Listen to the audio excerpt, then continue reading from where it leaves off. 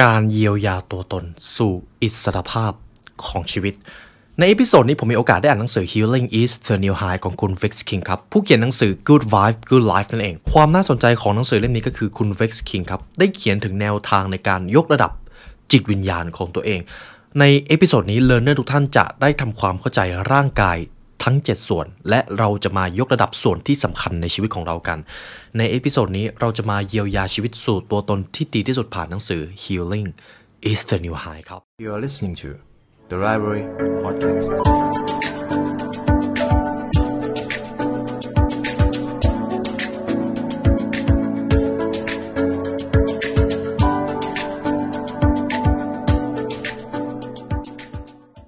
สวัสดีคุณผู้ฟังกันอีกครั้งนะครับผมยินดีต้อนรับเข้าสู่ The Library Podcast กันอีกเช่นเคยครับในเอพิโซดนี้ผมจะพา learner ทุกท่านมาเรียนรู้กับคุณ Vex King อีกครั้งหนึ่งผู้เขียน Vex King ครับเป็นผู้เขียนหนังสือ Good Vibe Good Life ซึ่งหนังสือที่ผมเคยทำเป็นท็อปป๊อปปูล่ามากที่สุดเล่มหนึ่งของช่อง The Library นั่นเองครั้งนี้จึงเป็นโอกาสดีที่ผมจะนำหนังสือของผู้เขียนท่านนี้มาทำอีกครั้งหนึ่ง Healing is the New High คืออะไรชื่อนี้ครับคือการเยียวยาตัวเองเยียวยาคลื่นความถี่เยียวยาร่างกายเยียวยาตัวตนที่เปราะบางของเราเองเป็นหนังสือการพัฒนาตัวเองที่มีเนื้อหาค่อนข้างแตกต่างครับผมเองก็มีโอกาสได้อ่านเพราะหากพูดถึงหนังสือการพัฒนาตัวเองเราจะพูดถึงการมีเป้าหมายพุ่งเป้าไปสู่ความสำเร็จของชีวิตแต่หนังสือเล่มนี้อาจจะแหวกแนวออกมาครับเล่มนี้จะพูดถึงการรักษาการเยียวยาและการเติบโตนั่นเองเราจะได้เรียนรู้ถึงความสำคัญของการรักษาไม่เพียงแต่ร่างกายเท่านั้นส่วนที่ผมชอบก็คือหากมีเรียนเนอร์ท่านไหนเรียนโยคะน่าจะเข้าใจส่วนนี้ดีเรามีร่างกายอยู่7ส่วนครับ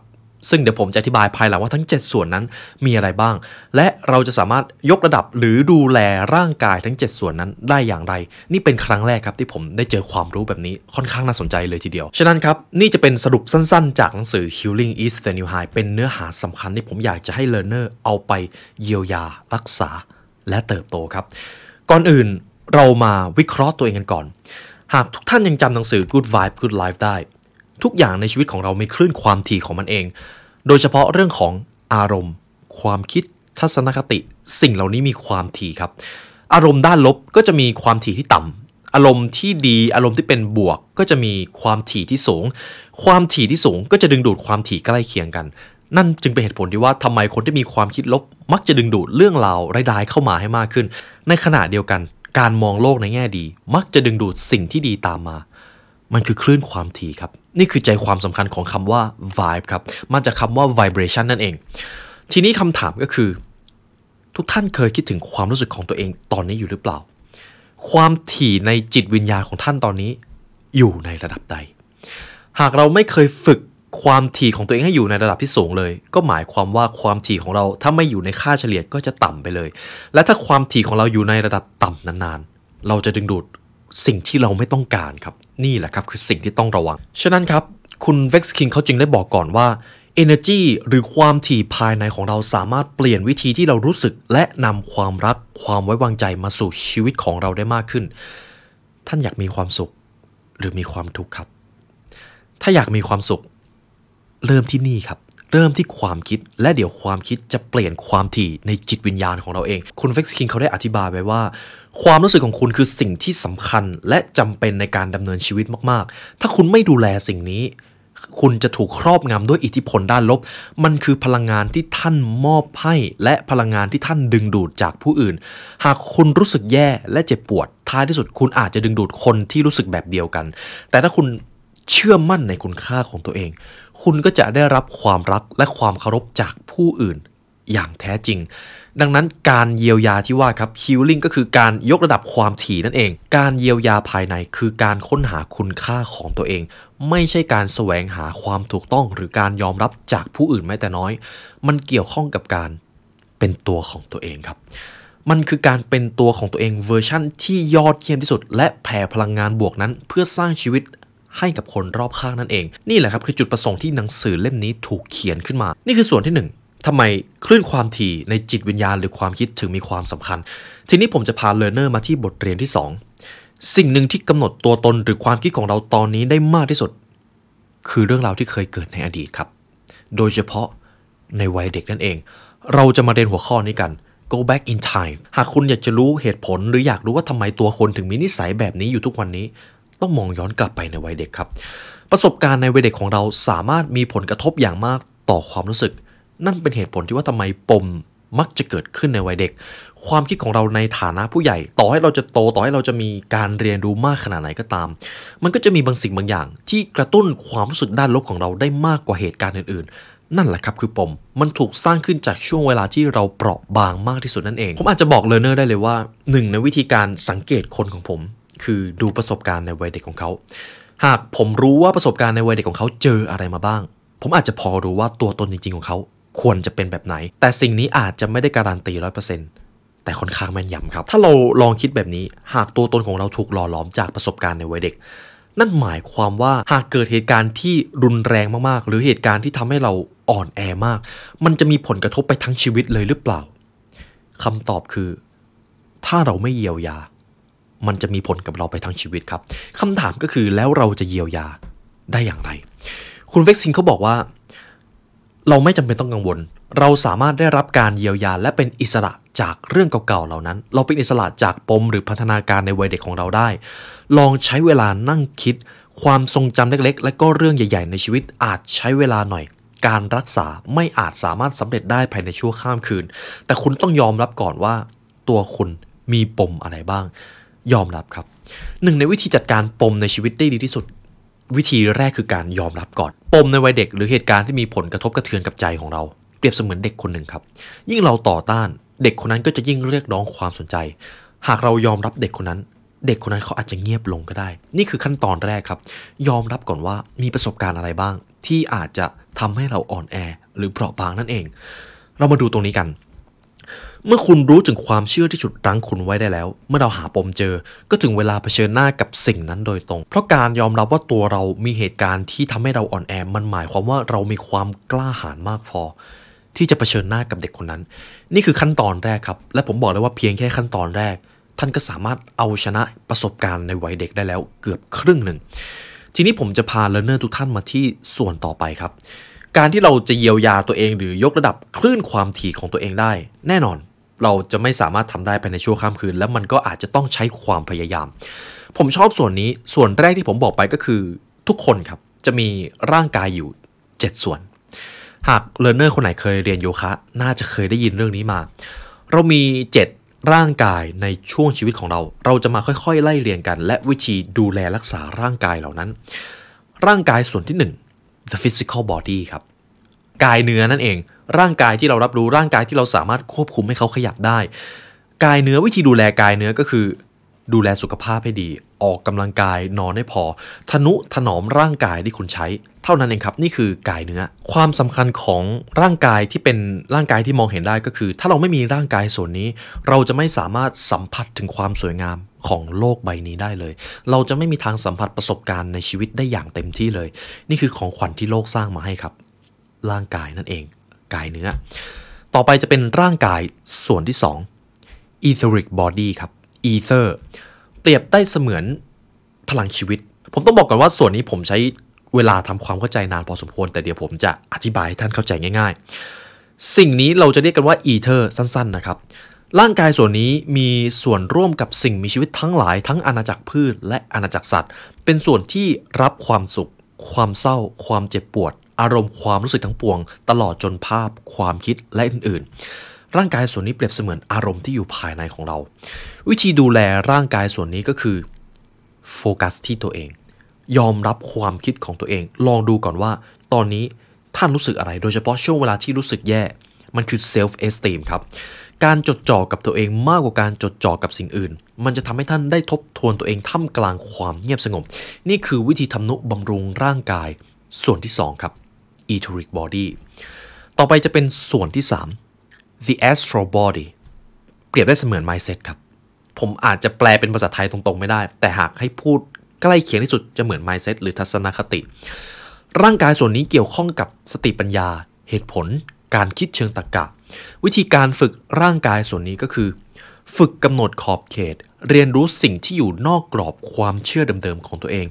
ทุกๆครั้งเวลาที่เราไปทำในสิ่งที่มีความท้าทายหรือทำในสิ่งที่เราไม่เคยทำนั่นคือการยกระดับ the astral body mindset ของเรานั่นเองต่อไปจะเป็นส่วนที่4ครับ the mental body mental ในที่นี้คือความแข็งแกร่งทางใจ mentality นั่นเองร่างกายส่วนนี้เกี่ยวข้องกับสัญชาตญาณและพลังจิต